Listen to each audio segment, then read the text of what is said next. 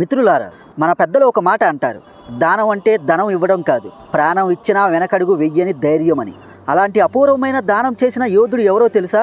మహాభారతంలో ఒక మహావీరుడు, పాండవులకి కాదు, కౌరవులకి కాదు, కేవలం ధర్మం కోసం నిలబడిన ఒక యోధుడు. అతడే బార్బీరీకుడు. మిత్రులారా, మన దేశంలో ఒక వింతైన గుడి ఉంది. అది రాజస్థాన్లోని సికార్ జిల్లా. అక్కడ కాటు అనే ఒక చిన్న గ్రామం. కానీ ఆ గ్రామం చిన్నదే అయినా అక్కడ దాగి ఉన్న శక్తి అనంతం. ప్రతి సంవత్సరం కోట్లాది మంది భక్తులు, అవును మీరు విన్నది నిజమే, కోట్లాది మంది జనం తమ ఇల్లు, ఉద్యోగం, కష్టాలు అన్నీ మర్చిపోయి అక్కడికి ఎందుకు పరిగెడుతున్నారు? మీరు ఎప్పుడైనా ఆలోచించారా? రాజస్థాన్లోని కాటు అనే ఆ చిన్న గ్రామానికి ప్రతి సంవత్సరం కొన్ని కోట్ల మంది భక్తులను అక్కడికి రప్పిస్తున్న ఆ శక్తి వెనక దాగి ఉన్న అతి పెద్ద రహస్యం ఏమిటి అని. అక్కడ ఒక ఆలయం ఉంటుంది. ఆలయంలో కేవలం తలకాయ మాత్రమే ఉంటుంది. అయినా సరే కోట్లాది మంది ప్రజలు ఆ తల విగ్రహం ముందు వాళ్ళ తలల్ని ఉంచి ఎందుకు మోకరెళ్తున్నారు? అసలు ఎందుకు ప్రతి సంవత్సరం కోట్లాది మంది భక్తులు వాళ్ళ పనులన్నీ వదిలేసి ఆ రాజస్థాన్లో ఉన్న ఆ కాటు శ్యామ్ బాబా గుడికి పరిగెత్తుకుంటూ వెళ్తున్నారు? అసలు ఆ గుడిలో నిజంగా ఏముంది? ఆ గుడిలో ఉన్న అక్కడ విగ్రహానికి మొండి ఉండదు, కేవలం తల మాత్రమే ఉంటుంది. అయినా సరే ఆ తల ముందు జనం ఎందుకు తల ఉంచి కన్నీళ్లు పెట్టుకుంటున్నారు? మిత్రులారా, మీరు ఎప్పుడైనా విన్నారా? ఒక మహావీరుడు మహాభారత యుద్ధానికి వెళ్లే ముందు తన సొంత చేతులతో తన తలను తానే నరికి సాక్షాత్తు ఆ శ్రీకృష్ణుడికే తన తలను దానం చేశాడని. కానీ ఇక్కడ ఆశ్చర్యం ఏమిటంటే, శరీరం లేకపోయినా ఆ తల ఇప్పటికీ అక్కడ బ్రతికే ఉంది. ఆ తెగిపడిన తల అప్పుడు ఆ కొండపై నుండి 18 రోజుల కురుక్షేత్ర మహాభారత యుద్ధాన్ని కల్లారా చూసింది. అదే శిరస్సు ఈరోజు కాటు ధామంలో హరే కా సహారా, అంటే జీవితంలో ఓడిపోయిన వాళ్ళకి, జీవితంలో ఎన్నో కష్టాల్లో ఉన్న వాళ్ళకి అది వాళ్ళకు ఒక ఆశ్రయంగా నిలిచింది. కలియుగానికి దేవుడిగా పూజించబడుతుంది. ఇదంతా వింటుంటేనే మీకు ఆశ్చర్యంగా ఉంది కదూ? కానీ ఇది అక్షరాల నిజం మిత్రులారా. సో అందుకనే ఈరోజు నేను మీ ముందుకు ఈ వీడియోని తెచ్చాను. మిత్రులారా, ఈరోజు మీరు తెలుసుకోబోయే కథ ఏ చిన్న చితక దేవుడి కథ కాదు. ఇది బలిదానం, శక్తి, సత్యం కలిసిన ఒక చారిత్రక సత్యం, ఒక అద్భుతమైన వీరుడి కథ. సాక్షాత్తు శ్రీకృష్ణుడే కలియుగంలో నువ్వు నా పేరుతో పూజించబడతావు అని వరం ఇచ్చిన దేవుడి కథ. ఆయనే బార్బీరీకుడు, పాండవ పుత్రుడు ఘటోద్గతుడి యొక్క కుమారుడు. శ్రీకృష్ణుడు స్వయంగా మహావీరుణ్ణి కలియుగానికి దేవుడిగా ప్రకటించాడు. కానీ ఇక్కడ అతి ముఖ్యమైన ప్రశ్న ఏమిటంటే, ఆ బార్బీకుడు అంత గొప్ప త్యాగం ఎందుకు చేశాడు? స్వయానా శ్రీకృష్ణుడు అతని తలని ఎందుకు అడగవలసి వచ్చింది? ఈరోజు మన దేశంలోని రాజస్థాన్లోని కాటు అనే ఊరిలో పూజించబడుతున్న ఆ కాటు శ్యామ్ నిజంగా ఆ బార్బీకుడేనా? అసలు అతనికి శ్యామ్ అని పేరు ఎలా వచ్చింది? అసలు ఆ శ్రీకృష్ణుడి యొక్క పేరు శ్యామ్ని ఆ బార్బీకుడికి ఎందుకు ఇచ్చేశాడు? దీని వెనుక ఉన్న అంతు చిక్కని రహస్యం ఏమిటి? అయితే అతన్ని కొంతమంది సయ్యద్ శ్యామ్ బాబా, సయ్యద్ శ్యామ్లా అని కూడా పిలుచుకుంటారు. దీని వెనుక ఉన్న రహస్యం ఏమిటి? అసలు రాజస్థాన్లో ఉన్న ఆ కాటు శ్యామ్ గుడిలో రాత్రిపూట ఏం జరుగుతుంది? అక్కడ విగ్రహం ఇప్పటికీ నిజంగానే ప్రాణంతో ఉందా, లేదా ఇదంతా వాళ్ళ భ్రమేనా? ప్రతి సంవత్సరం ఫిబ్రవరి, మార్చి నెలల్లో వచ్చే పాల్గొన మాసంలో సుమారు 1 కోటి మందికి పైగా భక్తులు దేశ విదేశాల నుండి అక్కడికి వచ్చి ఆ రాజస్థాన్లో ఉన్న కాటు శ్యామ్ దర్బార్లో హాజరవుతారు. అయితే అక్కడికి వెళ్తున్న చాలామంది భక్తులు ఒకటే చెబుతారు, మా జీవితాలు ఇక్కడికి వచ్చాకే మారాయి, మేము కోరుకున్నది జరిగి తీరింది, మాకు మా పిల్లలకి ఉద్యోగాలు వచ్చాయి, మాకు సంతానం కలిగింది. ఇలా ఒక్కొక్కరు ఒక్కొక్కలాగా చెబుతూ ఉంటారు. ఇక మరికొందరేమో మాకు రోగాలు నయమయ్యాయి, డాక్టర్లు కూడా బాగు చేయలేని మా రోగాలు నయమయ్యాయి అని మరికొంతమంది. ఇంకా ఇంకొంతమంది ఏమో ఇక్కడికి వస్తే చనిపోయే మనిషి కూడా బ్రతుకుతాడని, మృత్యు ఒడిలో నుండి తిరిగి వస్తాడు అని కొంతమంది. ఇలా రాజస్థాన్లోని ఆ కాటు బాబా ఆలయాన్ని సందర్శించిన ప్రతి ఒక్క భక్తుడు చెప్పే మాట ఇదే. మిత్రులారా, అసలు ఇవి నిజమేనా? ఆ కాటు శ్యామ్ బాబా టెంపుల్కి వెళ్తే నిజంగా ఇవి నెరవేరుతాయా? లేక ఆ కాటు శ్యామ్ దేవుడిలో నిజంగా మన సైన్స్ కూడా వణికిపోయే ఏదైనా అలౌకిక శక్తి దాగి ఉందా? అంతేకాదు, ఆ కాటు శ్యామ్ ఆలయం లోపలికి వెళ్ళిన ప్రతి భక్తుడు కూడా ఒకటే చెబుతాడు, ఆ కాటు శ్యామ్ బాబా ఆలయంలోకి అడుగు పెడితే వాతావరణమే మారిపోతుంది. అక్కడ ఉన్నది రాతి విగ్రహం కాదు, అది ఒకప్పుడు ఊపిరి ఉన్న తల. అందుకే ఆ విగ్రహం కళ్ళల్లోకి చూస్తే ఏదో అయస్కాంతం లాగినట్టు మాకు అనిపిస్తుంది అని అంటారు. ఇక కొంతమంది అక్కడికి వెళ్ళిన వెంటనే వాళ్ళకి కరెంటు షాక్ కొట్టినట్లు వాళ్ళ బాడీ వైబ్రేట్ అవుతుందట. అయినా సరే ప్రజలు దాని ముందు గంటల తరబడి అక్కడ ధ్యానంలో కూర్చుంటారు. నిజంగానే ప్రజలు దాని ముందు గంటల తరబడి ధ్యానంలో కూర్చునే అంత శక్తి ఆ కాటు శ్యామ్ బాబాలో ఉందా? కొందరు భక్తులు తాము అక్కడ దివ్యకాంతిని చూశామని చెబుతారు. ఇక మరికొందరు, మేము ఆలయంలోకి ప్రవేశించి ఆ కాటు శ్యామ్ బాబాని దర్శించిన వెంటనే మా శరీరంలో మాకే తెలియని ఏదో శక్తి ప్రకంపనల అనుభూతి చెందామని అంటారు. మిత్రులారా, ఇదంతా వింటుంటే ఇది కేవలం భక్తేనా, లేక విజ్ఞాన శాస్త్రానికి అందని ఏదైనా శక్తి దాగి ఉందా? అంతేకాదు, అలానే ఆలయంలో ఉన్న ఒక పురాణ గ్రంథంలో కలియుగం గురించి కూడా ఇలా చెప్పబడింది. కలియుగంలో అధర్మం పరాకాష్ఠకు చేరుకున్నప్పుడు శ్రీ మహావిష్ణు కల్కి భగవానుడిగా వచ్చి ఈ భూమి మీద ఒక ప్రపంచ యుద్ధాన్ని ప్రకటించి అధర్మాన్ని పూర్తిగా నాశనం చేసి ధర్మస్థాపన చేస్తాడు అని మనకి తెలుసు. అయితే అప్పుడు రాజస్థాన్లోని ఆ టెంపుల్లో ఉన్న ఈ కాటు శ్యామ్ తన పూర్తి శరీరాన్ని ధరించి ఒక నీలి గుర్రంపై స్వారీ చేస్తూ ఈ భూమి మీద అధర్మాన్ని నాశనం చేసి ధర్మాన్ని నిలబెట్టడానికి వచ్చిన ఆ కల్కి భగవానుడికి సహాయంగా ఆ కల్కి భగవానుడి వెంట యుద్ధంలో నిలబడడానికి వస్తాడు అని అంటారు. మిత్రులారా, ఇది కేవలం నమ్మకమా లేక మనకు తెలియని రాబోయే ఒక మహా సంకేతమా? చరిత్రకారుల వద్ద దీనికి సమాధానం లేవు. ఎందుకంటే సైన్స్ కూడా ఇక్కడ మౌనంగా ఉండిపోతుంది. కానీ రాజస్థాన్లో ఉన్న కాటు శ్యామ్ టెంపుల్కి వెళ్తున్న కోట్లాది మంది భక్తులు మాత్రం కాటు శ్యామ్ బాబా టెంపుల్కి వెళ్తున్న ఆ కోట్లాది మంది భక్తులు మాత్రం ఒకటే చెప్తున్నారు, హరే కా సహారా కాటు శ్యామ్ హమారా. అంటే ఓడిన వారికి ఆసరాగా మా కాటు శ్యామ్ అని అంటున్నారు. అంటే తన గుడికి వచ్చిన తన భక్తులు ఎవ్వరిని ఈ కాటు శ్యామ్ బాబా వాళ్ళ కోరికలు తీర్చకుండా నిరాశతో వెళ్ళనివ్వడు. వాళ్ళకి ఏదో ఒక ప్రతిఫలం ఖచ్చితంగా ఇస్తాడు అని ఆ గుడికి వస్తున్న లక్షలాది మంది భక్తులు చెబుతూ ఉంటారు. అయితే ఇక్కడ అన్నిటికంటే ఆ భక్తుల యొక్క గుండెను కదిలించే అతిపెద్ద ప్రశ్న ఏమిటంటే, ఈ రోజుకి కూడా ఆ కాటు శ్యామ్ ఆలయంలో ఉన్న ఆ శిరస్సు రాత్రి నిద్రపోతుందట. ఆ విగ్రహంలో నిజంగా ఒక జీవిత చైతన్యం ఉంటుందట. ఆ విగ్రహంలో నిజంగా ఒక జీవిత చైతన్యం ఉందా లేక ఏదైనా దివ్య శక్తి దాగి ఉందా?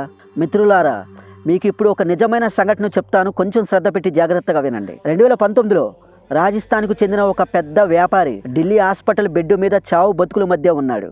డాక్టర్లు కూడా అతన్ని బతికించడంలో చేతులు ఎత్తేశారు. ఇక లాభం లేదు, ఇతను బతకడు, హాస్పిటల్ నుండి తీసుకెళ్లిపోండి అని డాక్టర్లు అందరూ చెప్పారు. ఇక అతని కుటుంబ సభ్యులు ఎంతో బాధతో కుంగిపోయారు. అప్పుడు ఆ వ్యాపారి యొక్క భార్య ఏడుస్తూ ఆ కాటు శ్యామ్ గుడికి వెళ్ళి, నా భర్త బతికితే నేను ప్రతి సంవత్సరం నీ గుడికి వచ్చి జీవితాంతో నీ సేవ చేస్తాను బాబా అని మొక్కుకుంది. మిత్రులారా, మీరు నమ్మండి నమ్మకపోండి, మరుసటి రోజే ఆ వ్యాపారి కోలుకున్నాడు. అవును, ఆమె ఎప్పుడైతే ఆ కాటు శ్యామ్ బాబా టెంపుల్కి వెళ్ళి ఆ కాటు శ్యామ్ బాబాకి మొక్కుకుందో ఆ మరుసటి రోజే ఆ వ్యాపారి ఆశ్చర్యంగా కోలుకున్నాడు. డాక్టర్లకి అది చూసి మైండ్ బ్లాక్ అయింది. మిత్రులారా, ఇదేదో కేవలం ఒక కథ కాదు. ఇక్కడ సైన్స్ పరిమితులు ముగిసి నమ్మకం మొదలయ్యే ఈ కాటు శ్యామ్ గుడి ఎంతో ప్రపంచ ప్రఖ్యాతి చెందింది. ఇలాంటి వేలాది కథలు ఈ ఆలయంతో ముడిపడి ఉన్నాయి. కాటు శ్యామ్ బాబా టెంపుల్కు వచ్చి ఆయన్ని దర్శించుకున్న ఎంతో మంది భక్తులకి వాళ్ళ కోరికలు, వాళ్ళ లైఫ్లో సక్సెస్మెంట్ ఖచ్చితంగా వచ్చాయి అని ఆ టెంపుల్కి వెళ్ళిన ప్రతి ఒక్క భక్తుడు నేటికి చెబుతూ ఉంటాడు. అసలు ఈ గుడి వెనుక ఉన్న చరిత్ర వింటే మీకు గూస్ బంప్స్ వస్తాయి. ఈ గుడిలో ఉన్న విగ్రహం కొన్ని వందల సంవత్సరాల పాటు ఆ భూమి లోపలే పాతి పెట్టి ఉంది. ఇక్కడే ఒక పెద్ద మిస్టరీ దాగి ఉంది మిత్రులారా. అది బయటపడిన ప్రదేశంలో ఒక నీటి కొలను ఏర్పడింది. అసలు ఆ కొలంలోకి నీళ్లు ఎక్కడి నుండి వస్తాయో ఈనాటికి ఎవ్వరికీ తెలియదు. సైంటిస్టులు కూడా కనిపెట్టలేకపోయారు. ఇక్కడ ఇంకా ఆశ్చర్యపోయే విషయం ఏమిటో తెలుసా? ఆ కొలంలో ఉన్న నీరు ఈనాటికి ఎప్పుడు కూడా అసలు కొంచెం కూడా తరగవు. అసలు ఇది ఎలా సాధ్యం? దాని వెనుక ఉన్న అంతు చిక్కని రహస్యం ఏంటి? అంతేకాదు, ఆలయానికి వచ్చిన భక్తులు కొన్ని ప్రత్యేక సంప్రదాయాలు పాటిస్తారు. ఉదాహరణకు ఆ కాటు శ్యామ్ బాబాకి క్లాత్ సమర్పించడం లేదా జెండా సమర్పించడం. ఇక అక్కడికి వెళ్తున్న వేలాది మంది భక్తులు మేము కాటు శ్యామ్ని ఏదో కోరుకున్నామని, ఆయన్ని దర్శనం చేసుకొని ఆయనకి క్లాత్ సమర్పించామని, ఆ తర్వాత మా జీవితంలో మాకే అర్థం కాని అద్భుతాలు జరిగాయని చెబుతూ ఉంటారు. మిత్రులారా, ఇది కేవలం యాదృచ్ఛికమా లేక నిజంగా కాటు శ్యామ్ యొక్క అతీతమైన శక్తి కృపానా? అంతేకాదు, ఔరంగజేబు అనే మొఘల్ రాజు ఈ గుడిని కూల్చడానికి వచ్చినప్పుడు ఈ గుడి దగ్గర ఉన్న శివలింగాన్ని తన సైనికులతో పొడిపించాడు. అప్పుడు ఆ రాతి శివలింగం నుండి రక్తం ఏరులై పారిందట. అది చూసి భయంతో ఔరంగజేబు సైన్యం పారిపోయింది. నేటికి ఆ విరిగిన శివలింగం ఒక హెచ్చరికలాగా అక్కడ నిలిచి ఉంది. అలా ఔరంగజేబుని కూడా అప్పుడు అంతలా భయపెట్టిన ఆ శివలింగం యొక్క ప్రత్యేకత ఏమిటి? ఆలయానికి వచ్చేవారు అక్కడ అడుగు పెట్టగానే ఏదో మాలో తెలియని అనుభూతి కలుగుతుందని చెబుతున్నారు. మేము ఆలయానికి వచ్చి ఆ కాటు శ్యామ్ బాబాని దర్శించుకొని మా ఇంటికి వెళ్ళాక అదే రోజు రాత్రి ఆయన స్వయంగా మా కలలోకి వచ్చి మాకు కొన్ని విషయాలు చెప్పి మా సమస్యలకు పరిష్కారం చెప్పి మాకు ఆయన అలా దర్శనం కలిగిస్తున్నాడని, అలా ఒక్కరు కాదు ఇద్దరు కాదు, ఆ గుడికి వెళ్ళిన చాలా మంది భక్తులు అలా చెబుతూ ఉంటారు. ఆ గుడికి వెళ్ళాక మా జీవితంలోని అతిపెద్ద సమస్యలకు పరిష్కారం లభించిందని చెబుతారు. మిత్రులారా, అక్కడికి వెళ్ళే వాళ్ళు మాటలు వింటుంటే మీకేమనిపిస్తుంది? ఇది భక్తా లేక ఆ ప్రదేశానికి సంబంధించిన ఏదైనా పురాతన చైతన్యమా? ఇక్కడ అత్యంత ఆశ్చర్యకరమైన విషయం ఏంటంటే ఆ కాటు శ్యామ్ భక్తులు కేవలం భారతదేశానికే పరిమితం కాలేదు. ఇంగ్లాండ్, అమెరికా, ఆస్ట్రేలియా వంటి దేశాల నుండి కూడా అక్కడికి వస్తూ ఉంటారు. అక్కడికి వచ్చే భక్తులకి భాష, కులం, మతం అనే భేదాలే ఉండవు. కేవలం వాళ్ళలో ఆ కాటు శ్యామ్ బాబా మీద భక్తి మాత్రమే ఉంటుంది. మిత్రులారా, ఇవన్నీ విన్న తర్వాత ఇక్కడే మనకి మెయిన్గా వచ్చే డౌట్ ఏమిటంటే అసలు ఆ దేవుడు ఎవరు? ఆయన నిజంగానే కలియుగం చివరిలో నీలి గుర్రంపై వచ్చి శ్రీ మహావిష్ణువు యొక్క కల్కికి సహాయకుడిగా ఉంటాడా? అసలు ఆ గుడిలో ఉన్న ఆ తల విగ్రహం ఈనాటికి ప్రాణంతోనే ఉందా? అసలు అది నిజమైన శిరస్సేనా? అసలు ఆ శ్యామ్ బాబా ఈనాటికి నిజంగానే భక్తులతో సంభాషిస్తున్నాడా? ఆయన విగ్రహం జీవం ఉన్నట్లుగా ఈనాటికి రాత్రిపూట విశ్రాంతి తీసుకుంటూ ఉంటుందట. అందుకనే మిత్రులారా, ఈరోజు మనం డీకోడ్ చేయబోయేది ఏ చిన్న చితక టెంపుల్ మిస్టరీ కాదు. జీవితంలోనే ఓడిపోయిన ఎంతో మందికి ఒక నిరాశ్రయంగా నిలిచిన రాజస్థాన్లోని కాటు శ్యామ్లాల టెంపుల్ గురించి. మరి రండి, ఈరోజు ఆ మిస్టరీని పూర్తిగా ఈ ఒక్క వీడియోలో ఛేదిద్దాం. ఈరోజు ఈ వీడియోలో చరిత్ర పుటల్లో దాగి ఉన్న ఒక అద్భుతమైన సత్యాన్ని, ఒక దైవ శక్తిని మనం చూడబోతున్నాం. ఇది కేవలం వీడియో కాదు మిత్రులారా, ఇది విశ్వాసం, చరిత్ర, సైన్సు అద్భుతాలన్నీ కలిసిపోయే ఒక దివ్య యాత్ర. డియర్ ఫ్రెండ్స్, ఈ వీడియో లెంత్ కొంచెం ఎక్కువగా ఉండవచ్చు, కానీ ఈ వీడియోలో రాజస్థాన్లోని ఆ కాటు శ్యామ్లాల బాబా యొక్క అస్సలు మిస్టరీని ఫుల్ డీటెయిల్గా వివరించాము. అసలు ఆ టెంపుల్కి వెళ్తే నిజంగానే కోరికలు తీరతాయా? ఈ వీడియో కొంచెం బాగా లెంత్ ఉండవచ్చు, కానీ ఈ వీడియోలో ఎప్పటి వరకు ఎవ్వరు చెప్పని రాజస్థాన్లోని ఆ కాటు శ్యామ్ బాబా యొక్క అస్సలు మిస్టరీని ఫుల్ డీటెయిల్ గా వివరించాము. సో ఈ వీడియో లాస్ట్ వరకు వెళ్లే కొద్దీ చాలా ఇంట్రెస్టింగ్ గా ఉండబోతుంది. కాబట్టి ఈ వీడియోని ఎక్కడ స్కిప్ చేయకుండా లాస్ట్ వరకు చూసి ఈ వీడియోని ప్రతి ఒక్కరికి తప్పకుండా షేర్ చేయండి. ఇక రండి, ఆ కృష్ణుడు ఆ వీరుని పరీక్షించిన ఆ పవిత్ర భూమికి వెళ్దాం. చరిత్రలో అతిపెద్ద బలిదానం జరిగిన ఆ స్థలానికి వెళ్దాం.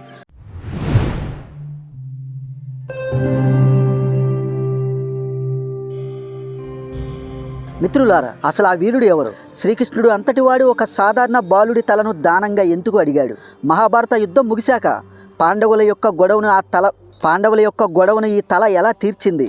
వీటన్నిటికీ మనం సమాధానాల్ని క్లియర్గా తెలుసుకోవాలి అంటే ముందుగా మనం మహాభారత కాలంలో జరిగిన ఒక అద్భుతమైన ఒక బ్యాక్ స్టోరీని తెలుసుకోవాలి.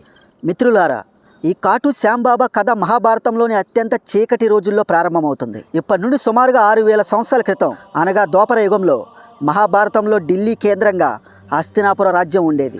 బయట చూసేందుకు అది గొప్పగా కనిపించేది, కానీ ఆ భవనం లోపల అసూయ, అధికారం, కుట్రలు నిండిపోయి ఉన్నాయి. అయితే ధృతరాష్ట్రుడి యొక్క 100 మంది కౌరుల సంతానంలో పెద్దవాడైన దుర్యోధనుడికి పాండవులపైన ఈర్ష్య మొదలైంది. ఎందుకంటే పాండవులు ప్రజల్లో ఎంతో పేరు ప్రఖ్యాతులు తెచ్చుకున్నారు. ముఖ్యంగా ధర్మరాజు ధర్మపరుడు, జ్ఞానవంతుడు, అందరికీ ఇష్టమైనవాడు. అందుకే భీష్ముడు, ద్రోణుడు, పెద్దలందరూ కూడా చెప్పేవారు, ధర్మరాజే హస్తినాపురానికి రాబోయే రాజు అయితే మంచిది అని. ఇక ఈ మాట దుర్యోధనుడి యొక్క గుండెల్లో కత్తిలా గుచ్చింది.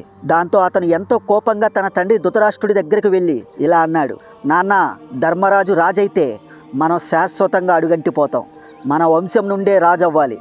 మీ అన్నయ్య వంశం నుండి పాండవులు హస్తినాపురానికి రాజు అవ్వకూడదు. వాళ్ళు గనక ఈ హస్తినాపురానికి రాజు అవుతే మనం ఇంకా మునిగిపోయినట్లే. కాబట్టి ఆ పాండవుల్ని మన రాజ్యానికి దూరం పెట్టాలి. అలా విధంగా తన కొడుకు దుర్యోధనుడు అలా చెప్పడంతో ధృతరాష్ట్రుడు ఆలోచించాడు. ఎందుకంటే ధృతరాష్ట్రుడు చాలా బలహీనుడు. తన కుమారుడి మద్దతు కోసం ధర్మాన్ని కూడా వదిలేస్తాడు. అలా కౌరవులకి పాండవుల పైన చీకటి కుట్ర మొదలైంది. దాంతో ఒకరోజు ఆ దుర్యోధనుడు ఒక పథకం వేశాడు. అదే పాండవులను వారణావతం అనే ఒక చోట ఉత్సవానికి పంపి అక్కడే వాళ్ళని చంపేయాలి అని. దాంతో ధృతరాష్ట్రుడు బయటకు ప్రజలందరికీ పాండవులకు ఇలా చెప్పాడు, వారణావతంలో చాలా మంచి ఉత్సవం జరుగుతుంది. పాండవులు కూడా వెళ్ళి అక్కడ కొన్ని నెలలు ఉండి ఆనందాన్ని చూడాలి అని. ఇక రాజులు, యువరాజులు ఇలా వివిధ దేశాల నుండి వస్తారు. మీరు కూడా అక్కడికి వెళ్ళి ఉండడం చాలా బాగుంటుంది అని చెప్పారు. కొన్ని రోజులు అలా అక్కడికి వెళ్ళి ఆ ఉత్సవాన్ని ఎంజాయ్ చేసి రండి అని ధృతరాష్ట్రుడు పాండవులకి చెప్పాడు. అసలు యాక్చువల్గా వాళ్ళ ప్లాన్ ఏమిటంటే దుర్యోధనుడు, శకుని, అలానే ధృతరాష్ట్రుడు పాండవులను ఆ వారణావతానికి పంపి అక్కడ పాండవులు ఉన్న ఆ ఇంటిని తగలబెట్టి వాళ్ళని చంపేయాలి అని. అందుకే అక్కడ పాండవులు ఉండే ఇంటిని ముందుగానే నూనె, కొవ్వొత్తి పదార్థాలతో, తాటాకు ఆకులతో నిర్మించారు. అది చిన్న మంటకే తగలబడిపోయేలా. అయితే ఈ కుట్రని ధృతరాష్ట్రుడి యొక్క తమ్ముడు విదురుడు ముందే గ్రహించాడు. కౌరవుల్లో ఒక మంచి వ్యక్తి ఉన్నాడు అంటే ఈ విదురుడే. ఈ విదురుడు అత్యంత నీతివంతమైన, నిజాయితీ గల వ్యక్తి. అందుకే ఆ విషయాన్ని గ్రహించి పాండవుల పైన దుర్యోధనుడు, ధృతరాష్ట్రుడు పన్నిన కుట్రని విదురుడు నేరుగా చెప్పలేదు, ఒక హింటు రూపంలో చెప్పాడు. మీ యాత్రలో ఏమైనా ప్రమాదం ఉంటే ఉండవచ్చు, అరుదైన సందర్భాల్లో అక్కడ ఒక సొరంగాన్ని తవ్వి మీరు పారిపోవచ్చు అని వాళ్ళకు ఒక హింటుగా చెప్పాడు. దాంతో పాండవులకు అర్థమైంది, మేము అక్కడ ఉండబోయే భవనంలో ఏదో ప్రమాదం ఉంది అని. కాబట్టి రహస్యంగానే అక్కడ ఒక ముందుగానే వాళ్ళు సొరంగాన్ని తవ్వించారు. ఇక పాండవులు ఆ ఉత్సవానికి వెళ్ళి అక్కడ ధృతరాష్ట్రుడు, శకుని ముందే నిర్మించిన ఆ తాటాకు ఇంట్లో ఉన్నారు. అయితే ఆ రోజు రాత్రి పాండవులందరూ నిద్రపోతున్నప్పుడు పురోచనుడు అనే ఒక దుర్యోధనుడు పంపిన ఒక వ్యక్తి ఆ పాండవులు ఉన్న భవనానికి నిప్పంటించాడు. దాంతో క్షణాల్లోనే ఆ మొత్తం భవనం అగ్నిలో మునిగిపోయింది. మంటలు గర్జించాయి. భవనం కూలిపోయింది. కానీ అప్పటికే వాళ్ళు అక్కడ తవ్వి ఉంచిన ఆ సొరంగం ద్వారా బయటకు పారిపోయారు. ఆ మంటల్లో పాండవుల యొక్క ఇంటికి నిప్పు పెట్టిన ఆ పురోచనుడు కూడా కాలిపోయాడు. అలా వాళ్ళ ఇంటికి నిప్పంటించాక పాండవులు అలా సొరంగ మార్గం గుండా ఎలాగోలా దాని నుండి బయటపడి అక్కడి నుండి ఒక నది మార్గం గుండా తన తల్లి కుంటితో కలిసి అక్కడి నుండి ఒక దట్టమైన అడవిలోకి ప్రవేశిస్తారు. ఇక తమ తల్లి కుంటితో కలిసి దూరంగా ఉన్న ఒక దట్టమైన అడవిలోకి అలా వచ్చారు. అక్కడ అడవి అంతా నిశ్శబ్దంగా ఉంది కాబట్టి వాళ్ళ అడుగుల శబ్దమే వాళ్ళకి పెద్దగా వినిపించేది. ఇంకా వాళ్ళు అలా దట్టమైన అడవిలో నడుస్తూ నడుస్తూ అందరూ అలసిపోయి ఒక పెద్ద చెట్టు కింద విశ్రాంతి తీసుకున్నారు. మిత్రులారా, ఇక్కడి నుండి ఒక కొత్త కథ మొదలవుతుంది. ఒక వీర యోధుడు కేవలం 3 బాణాలతో ఎలాంటి యుద్ధ గతినైనా మార్చగల శక్తి కలిగిన గతోద్గతుడు హిడంబులి యొక్క కుమారుడు అయిన బార్బికుడు, అదే శ్యామ్ బాబా యొక్క అసలైన కథ మొదలవుతుంది. మిత్రులారా, ఇక్కడ నుండి ఇంకా ఇంట్రెస్టింగ్గా ఉండబోతుంది. ఇక్కడ నుండి కొంచెం శ్రద్ధ పెట్టి జాగ్రత్తగా వినండి. అలా పాండవులందరూ అక్కడ అలసిపోయి ఒక పెద్ద చెట్టు కింద విశ్రాంతి తీసుకుంటున్నారు. అప్పుడు ఆ పాండవుల యొక్క తల్లి కుంటి తన పిల్లల్ని చూస్తూ మృదువుగా ఇలా అనింది, మనం ఎంతో ప్రమాదం నుండి బయటపడ్డాం. ఇప్పుడు బాగా ఇక్కడ నిద్రపోదాం. రేపటి నుండి రేపు గురించి ఆలోచిద్దాం. ఇక అలా తన తల్లి అలా చెప్పడంతో తన తల్లి యొక్క ఆజ్ఞ మేరకు అందరూ ఆ చెట్టు కింద నిద్రపోతున్నారు. కానీ భీముడు మాత్రం అతనికి పర్వతం లాంటి శరీరం, అపారమైన బలం. అలా వాళ్ళు అక్కడ తన అన్నదమ్ముళ్ళు తన తల్లి అక్కడ నిద్రపోవడంతో రాత్రంతా అక్కడ గస్తీ కోసం అక్కడ మేల్కొనే ఉన్నాడు. అలా సమయం గడిచిపోయాయి. అర్ధరాత్రి అయింది. అక్కడ సడన్ గా ఒక భారీ శబ్దం భీముడి చెవిలో పడింది. అది అసాధారణ జంతు శబ్దం కాదు, ఏదో వింతైన భారీ శ్వాస శబ్దం. ఆ శబ్దం విన్న భీముడు వెంటనే తన చేతిలో ఉన్న తన గదని తీసుకొని వెంటనే అప్రమత్తమై ఆ శబ్దం ఎటు వస్తుందో ఆ శబ్దం వైపు చూశాడు. అక్కడ ఒక పెద్ద ఎర్రని కళ్ళు మెరవడం కనిపించాయి. అక్కడే హిడంబ, ఆ అడవిని పాలించే రాక్షసుడు ఇతను. అతను మామూలు రాక్షసుడు కాదు, మానవ మాంసం అతని యొక్క ఆహారం.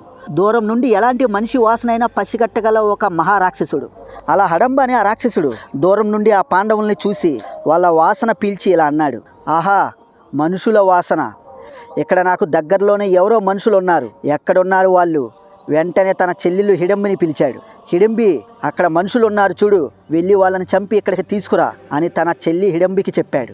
దాంతో తన అన్న చెప్పినట్లుగానే ఆ హిడింబి అనే ఆ రాక్షసి తలూపి అక్కడికి వెళ్ళింది. కానీ విధి కథను మరోలాగా తిప్పింది మిత్రులారా. ఆ హిడింబి ఆ మనుషుల వాసన దిశగా వచ్చి అక్కడ ఆ భీముడిని చూసింది. భీముడు అప్పుడు ఒంటరిగా బలంగా గర్వంగా అక్కడ కూర్చొని ఉన్నాడు. దాంతో హిడింబి అతన్ని చూసి ఆశ్చర్యపోయింది. ఒక రాక్షసురాలు అయినా ఒక స్త్రీగానే ఆమె మనసు స్పందించింది. ఎంత అందంగా, ఎంత బలంగా, ఎంత నిగర్విగా ఉన్న ఈ మనిషిని నేను ఎప్పుడు చూడలేదు అని ఆమె మనసులో అనుకుంది. హిడింబి ఆ భీముడి ముందు నిలబడ్డప్పుడు అతని నిగర్వం మరియు తేజస్సు చూసి మొదటి చూపులోనే అతనిలో ప్రేమలో పడింది. ఆమె ఒక రాక్షసి అయినప్పటికీ ఆమెలో ప్రేమ అనే ఒక జ్యోతి వెలిగింది. ఆమె భీముడికి దగ్గరగా వెళ్ళి మృదువుగా భీముడితో ఇలా అంది, ఓ మహాబలవంతుడా, నువ్వు ఎవరు? ఇక్కడ ప్రమాదం ఉంది. నా అన్న హిడంబ మహాబలవంతుడు, మహారాక్షసుడు, నిన్ను చంపడానికి ఇక్కడికి వస్తున్నాడు. నేను నిన్ను రక్షించాలి. భీముడు అప్పుడు చిరునవ్వుతో ఒక నవ్వు నవ్వాడు. నువ్వు నన్ను రక్షిస్తావా? ముందుగా నీ గురించి చెప్పు, నువ్వు అసలు ఎవరు? అప్పుడు ఆమె నిజం చెప్పింది. ఈ అడవికి ఒక పెద్ద రాక్షసుడు అయిన హిడంబ యొక్క చెల్లి హిడింబిని. కానీ నిన్ను చూసి నా మనసు నిన్నే ఎంచుకుంది, నీకు హాని కలిగించను. అంతలో హిడింబి సోదరుడు హిడంబ ఎంతో కోపంగా అక్కడికి చేరాడు. హో హిడింబి, ఏం చేస్తున్నావు? నేను వాళ్ళని చంపి నా దగ్గరికి తీసుకురమ్మని నిన్ను ఇక్కడికి పంపాను కదా, కానీ నువ్వు అతని దగ్గర నిలబడి నవ్వుతున్నావా? అలా అని వెంటనే ఆ రాక్షసుడు హిడంబ భీముడిపై దాడి చేయసాగాడు. దాంతో భీముడు కూడా ప్రతిదాడి చేశాడు. ఇక వాళ్ళిద్దరి మధ్య ఆకాశాన్ని చీల్చే శబ్దాలతో ఒక పెద్ద యుద్ధం మొదలైంది. ఆ మొత్తం అడవిని కంపించింది. దాంతో వెంటనే ధర్మరాజు అర్జునుడు కూడా నిద్ర లేచి వచ్చారు. కానీ అప్పటికే ఆ రాక్షసుడు హిడంబ భీముడి చేతిలో తొక్కబడి పడిపోయాడు. ఇక హిడంబ భీముడి చేతిలో మరణించే ముందు తన చెల్లి హిడింబితో ఇలా అన్నాడు, ఓ హిడింబి, నువ్వు నాకు ద్రోహం చేశావు. నువ్వు అసలు నా చెల్లివేనా అని చివరిసారిగా అలా అని చనిపోతాడు. అలా రాక్షస ప్రపంచం నుంచి వచ్చిన హిడంబ అంతమయ్యాడు. ఇక ధర్మరాజు అది విని హిడింబిని ప్రశ్నించారు, నువ్వు నిజంగా భీముడిని ప్రేమిస్తున్నావా? హిడంబ వెంటే తల వంచి ఇలా అనింది, అవును, అతనే నా జీవితం, అతనంటే నాకు చాలా ఇష్టం అని అనింది. దాంతో అర్జునుడు భీముడితో ఇలా అన్నాడు, అన్నా భీమా, ఆమె మన ప్రాణాలను కాపాడింది. ఆమెలో నిజాయితీ స్పష్టంగా నాకు కనిపిస్తుంది. ఇంతలో పాండవుల తల్లి కుంటి కూడా అదే చెప్పింది. కుమార భీమా, ఆమెను ఉత్సాహపరచు, ఆమె నిజంగా నిన్ను ప్రేమిస్తుంది. ఆమె ఒక రాక్షస వంశానికి చెందింది అయినా ఆమెలో నాకు నిజాయితీ కనిపిస్తుంది. ఎందుకంటే ఆమె మనసు నష్టం చేయదని అనిపిస్తుంది. అలా తన అన్న అర్జునుడు, అలానే తన తల్లి కుంటి కూడా అలా చెప్పడంతో ఫైనల్గా వాళ్ళలో పెద్దవాడైన ధర్మరాజు ఒక నిర్ణయం తీసుకుంటాడు. భీమా, ఆమెతో ఇక్కడ 1 సంవత్సరం జీవించి ఆమెను సంతోషపరిచి ఆ తర్వాత మా దగ్గరికి తిరిగిరా. అని ధర్మరాజు కూడా అలా చెప్పడంతో భీముడు అంగీకరించాడు. అలా భీముడు అలానే ఆ రాక్షస వంశానికి చెందిన ఆ హిడంబిను ఆ అడవిలో వివాహం చేసుకున్నాడు. అలా భీముడు అక్కడ అలా కొన్ని నెలలు గడిపిన తర్వాత వాళ్ళిద్దరికి ఒక బలవంతుడు, ఒక మాయా శక్తులున్న ఒక కుమారుడు జన్మించాడు. అతని తల ఒక చిన్న గింజలాగే ఉండేది. అందుకే అతనికి ఏమని పేరు పెట్టారు అంటే ఘటోత్కచుడు. ఇక ఘటోత్కచుడు చిన్నప్పటి నుండే తన తండ్రి బలం, తన తల్లి రాక్షసుల యొక్క మాయాశక్తిని ఈ రెండింటినీ పొందాడు. అతను నవ్వితే అడవి ప్రకాశించేది, అతను పరుగులు పెడితే గాలి గర్జిస్తుంది. ఇక ఘటోత్కచుడు జన్మించిన తర్వాత భీముడు మళ్ళీ పాండవుల దగ్గరకు అలా చేరాడు. కానీ ఘటోత్కచుడు మాత్రం అడవిలోనే ఉండి తన తల్లి హిడంబితో కలిసి వేగంగా పెరిగాడు. ఎందుకంటే రాక్షసుల యొక్క పిల్లలు సాధారణ పిల్లల కంటే ఎంతో వేగంగా పెద్దవారవుతారు. ఇక అలా కొన్ని నెలల్లోనే ఘటోత్కచుడు యువకుడిలాగా మారిపోయాడు. అతని బలం, మాయ శక్తులు అన్నీ అపారం. కానీ మిత్రులారా, ఇక్కడే ఉంది అసలు ట్విస్ట్. అలా ఒకరోజు రాత్రి ఆ ఘటోత్కచుడు ఆ అడవిలో సంచరిస్తూ ఉండగా కాలమంతా ఆగిపోయినట్టుగా అతనికి అక్కడ ఒక విచిత్రమైన రోదన వినిపించింది. అది ఒక అమ్మాయి ఏడుపు. ఇక ఘటోత్కచుడు వెంటనే ఆ శబ్దం వైపు పరిగెత్తాడు. అక్కడ నది ఒడ్డున చంద్రకాంతిలో తెల్లగా మెరుస్తూ ఒక అందమైన యువతి ఎంతో బాధలో కూర్చొని ఉంది. ఆమెను చూసి ఇలా అడిగాడు, ఓ అమ్మాయి, నువ్వు ఎందుకు ఏడుస్తున్నావు? దాంతో ఆమె మెల్లగా తన తల పైకి లేపింది. ఆమె అహిలావతి. ఆమె అప్పుడు ఏం చెప్పింది అంటే, నేను రాక్షసరాజు బహిష్కరుడి యొక్క కుమార్తె అహిలావతిని. అయితే నాకు ఒక భయంకరమైన శాపం ఉంది. ఎవరైనా నన్ను పెళ్లి చేసుకోవాలంటే వాళ్ళు ఒక అసాధ్యమైన యుద్ధంలో గెలవాలి. వాళ్ళు నాలో ఉన్న ఒక రాక్షసురాలితో గెలవాలి. అంటే నాలో నివసించే పరిషత్తును జయించాలి. మిత్రులారా, ఇక్కడ పరిషత్తు అంటే ఆమెలో ఉండే ఒక రాక్షస రూపం. మిత్రులారా, నిజానికి అహిలావతి సాధారణంగా మంచి మనసు గల అమ్మాయి. కానీ శాపం వల్ల ఆమెలో ఒక వేరే రూపం ఉంది. ఆ రూపం భయంకరమైనది, రాక్షసి లాంటిది. దానికి అతీత శక్తులు ఉంటాయి. ఆమెలో ఉండే ఆ రాక్షసితో ఎవరైనా యుద్ధం చేసి గెలిస్తేనే అమ్మాయిలో ఉండే ఆ రాక్షసి పోయి మామూలు సాధారణ అమ్మాయి అవుతుంది. మీకు సింపుల్గా చెప్పాలి అంటే మనిషికి దెయ్యం పట్టడం. సో అమ్మాయి శరీరాన్ని ఒక దుష్ట రాక్షసి శక్తి ఆవహించింది. అది అమ్మాయిని ఎవరు పెళ్లి చేసుకున్నా ఊరుకోదు, వాళ్ళని చంపేస్తుంది. ఆ అమ్మాయి అహిలావతి తన కళ్ళల్లో కన్నీళ్లు కారుస్తూ ఆ విషయాన్ని ఆ ఘటోత్కచుడికి వివరించింది. ఒక చిరునవ్వు నవ్వి ఇలా అన్నాడు, నువ్వు రోధించాల్సిన అవసరం లేదు. నేను ఎంతో ధైర్యం ఉన్న మహావీరుణ్ణి. అది విన్న అహిలావతి దగ్గరికి వచ్చి మెల్లగా ఇలా అంది, నువ్వు ఘటోత్కచుడువా? మహాబలవంతుడు భీముడి యొక్క పుత్రుణ్ణి, మహారాక్షసురాలు హిడంబి యొక్క కుమారుడు నేనే ఘటోత్కచుణ్ణి అని చెప్తాడు. అది విన్న అహిలావతి సంతోషంగా ఆశ్చర్యపరుస్తూ ఇలా అంది, అయితే నీవే నా భాగ్యం, నేను నిన్నే పెళ్లి చేసుకుంటాను అని అహిలావతి అన్న వెంటనే అహిలావతి శరీరం లోపల దెయ్యం అరుస్తూ అహిలావతి కళ్ళలో నుంచి ఒక్కసారిగా వెలుగు వెలిగి ఆమె శరీరం ఒక్కసారిగా భయంకరంగా మారి ఎదురుగా ఒక తీవ్రమైన శక్తివంతమైన రూపం నిలిచింది. ఓ యువకుడా, నువ్వు అమ్మాయిని పెళ్లి చేసుకుంటావా? అయితే నువ్వు నన్ను ముందుగా జయించు. నన్ను జయించిన వాడే ఆమెను పొందగలడు అని కోపంగా గర్జించింది. దాంతో వెంటనే వాళ్ళిద్దరి మధ్య ఒక భీకరమైన యుద్ధం జరిగింది. అది కత్తులు మాయల గర్జనల కాదు, శక్తుల మధ్య ధైర్యాల మధ్య జరిగిన ఒక దివ్య యుద్ధం. చివరికి అహిలావతి శరీరం లోపల ఉన్న ఆ రాక్షసి ఆ ఘటోత్కచుడితో పోరాడలేక తన శక్తులన్నీ కోల్పోయి చివరికి ఇలా అంది, ఓ యువకుడా, నీ శౌర్యానికి నీ బలానికి నేను ఓడిపోయాను అని చెప్పి నేల కొరిగి చనిపోయింది. అలా అమ్మాయి యొక్క శాపం తొలగిపోయింది. అలా అహిలావతి మళ్ళీ తన స్వరూపంలోకి వచ్చింది. ఇక అహిలావతి అక్కడి నుండి ఘటోత్కచుడిని తన తండ్రి దగ్గరికి తీసుకువెళ్ళింది. అప్పుడు అమ్మాయి యొక్క తండ్రి ఆ ఘటోత్కచుడితో, ఓ యువకుడా, నీ తండ్రి మహాయోధుడు భీముడు, నువ్వు కూడా మహాపరాక్రమవంతుడు అయ్యావు. నా కుమార్తె నీకే హరుకురాలు అని చెప్పి అడవిలో వాళ్ళిద్దరి మధ్య ఒక దివ్య వివాహం జరిపించాడు. ఇక వాళ్ళిద్దరికి అలా అక్కడ దివ్య వివాహం జరిగిన తర్వాత కొంతకాలం తర్వాత ఆ ఘటోత్కచుడు అలానే అహిలావతికి ఒక కుమారుడు జన్మించాడు. మిత్రులారా, ఆ బాలుడు చిన్నప్పటి నుంచే అసాధ్యమైన ప్రతిభ, అపారమైన బలం, అద్భుతమైన దృష్టి కలవాడు. ఆ బాలుడి యొక్క కళ్ళల్లో ఎప్పుడు జిగేలుమనే ధైర్యం, మనసులో శాంతి, శరీరంలో దైవ బలం. అందుకే తల్లిదండ్రులు ఆ పిల్లోడికి బార్బీరికుడు అని పేరు పెట్టారు. ఇక్కడ బార్బీరికుడు అంటే అందమైన నొప్పి లేకుండా పుట్టిన శిశువు అనే అర్థం. ఇక ఆ బార్బీరికుడు చిన్న వయసులోనే ఎంతో మాయా బాణాలు నేర్చుకున్నాడు. ఇక ఘటోత్కచుడు తన కొడుకు యొక్క పరాక్రమాలను చూసి ఎంతో మురిసిపోయేవాడు. ఇక తన భార్య అహిలావతి ఒకరోజు తన భర్తతో మురిసిపోతూ మెల్లగా ఇలా అంది, ఏవండి, మన కుమారుడికి భవిష్యత్తులో ఒక గొప్ప నిర్ణయం ఎదురవ్వచ్చు. దాంతో ఘటోత్కచుడు ఎంతో ఆశ్చర్యంగా, ఎలాంటి నిర్ణయం? అప్పుడు అహిలావతి గంభీరంగా ఇలా చెప్పింది, అతని జీవితం, అతని త్యాగం, అది భవిష్యత్తులో మొత్తం ఈ ప్రపంచాన్ని ప్రభావితం చేస్తుంది. అదే మహాభారత కురుక్షేత్ర యుద్ధం గురించి ఆమె చెప్పిన సంకేతం. కానీ తన భార్య అప్పుడు ఎందుకు అలా చెప్పిందో ఆ ఘటోత్కచుడికి అర్థం కాలేదు. ఎందుకంటే వాళ్ళకి తెలీదు ఆ బాలుడే భవిష్యత్తులో మహాభారత కురుక్షేత్ర యుద్ధాన్ని మలుపు తిప్పే శక్తి అతనిలో దాగి ఉంది అని. ఆ బాలుడు తలుచుకుంటే ఆ మహాభారత కురుక్షేత్ర యుద్ధం మొత్తాన్ని మార్చగలడు అని. అలా బార్బికుడు చిన్నప్పటి నుండే ఒక గొప్ప యోధుడు. అతనిలో ఎంతో పరాక్రమం, రాక్షస బలం ఉండేది. కానీ అతనికి ఒక పెద్ద కోరిక ఉండేది. నేను ప్రపంచంలో అత్యంత శక్తివంతమైన యోధుడిగా మారి ఈ లోకంలోనే అపరాజితుడిగా అయ్యి ధర్మానికి సేవ చెయ్యాలి అని. అందుకే దైవ అనుగ్రహం కోసం తపస్సు చేయాలని బలంగా నిర్ణయించుకున్నాడు. అయితే అంతా బాగానే ఉంది, కానీ మరి ఎవరికి తపస్సు చేయాలి? ఏ దేవుడికి తపస్సు చేయాలి? ఏ దేవుడు ఈ లోకంలో అత్యంత శక్తివంతుడు అని ఆలోచించడం మొదలుపెట్టాడు. అప్పుడు అతని తల్లి అతనికి ఒక గొప్ప విషయం చెప్పింది. మిత్రులారా, నాయనా కుమారా, ఈ ప్రపంచంలో అత్యంత శక్తివంతమైన అస్త్రాలు వరాలు ఇచ్చేది ఒకే ఒక్కరు, ఆయనే ఆ మహాశివుడు. ఎందుకంటే శివుడు అస్త్రాలకి అధిపతి, దేవతలకే ఆయుధాలు ఇచ్చినవాడు. ఆయన ఒక బోలాశంకరుడు. తనకి తపస్సు చేసిన భక్తుల యొక్క కోరికల్ని కాదనలేడు.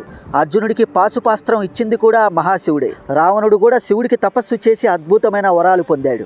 అలా తన తల్లి అలా చెప్పడంతో ఆ రోజే ఆ బార్బికుడు బలంగా నిర్ణయించుకున్నాడు, ఆ మహాశివుడికి నేను తపస్సు చేస్తేనే నేను మహాశక్తి పొందగలను అని. అలా నిర్ణయించుకొని ఆ మహాశివుడికి కఠినమైన తపస్సు ప్రారంభించాడు. అతని తపస్సు ఎంత కఠినమైంది అంటే ఒకే కాలిపై నిలబడి రోజులు పూటలు ఆహారం లేకుండా ఓం నమశివాయ అని తపస్సు చేయడం మొదలుపెట్టాడు.